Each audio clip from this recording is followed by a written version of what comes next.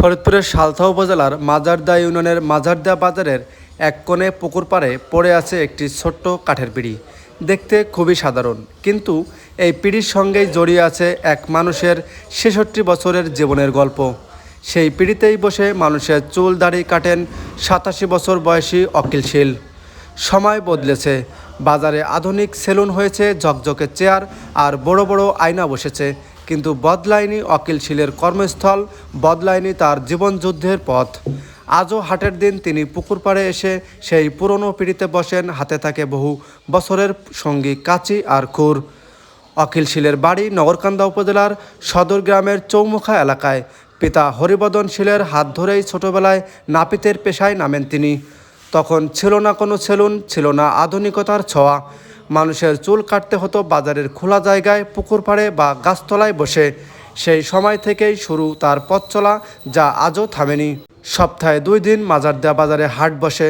হাটের দিন সকাল হলেই ধীর পায়ে বাজারে আসেন অখিল শীল। পুকুর পাড়ে একটি ছোট্ট কাঠের পিঁড়ি পেতে বসেন।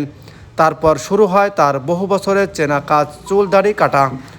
বয়সের ভারে শরীর নুয়ে পড়লেও তার কাজে তার আগ্রহ একটু কমেনি।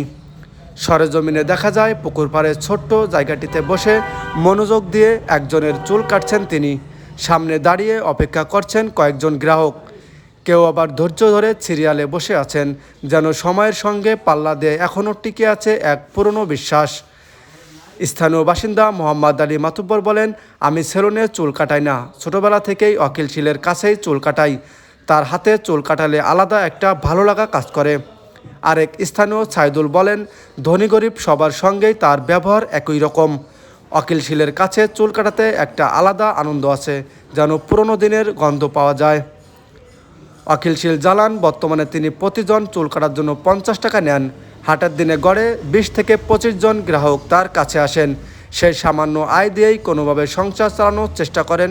হাসি মুখে তিনি বলেন, ছোটবেলা থেকেই এই কাজ করছি। তখন বাজারে কোনো সেলুন ছিল না, পুকুর পাড়ে বসেই মানুষের চুল কেটে সংসার চালিয়েছি।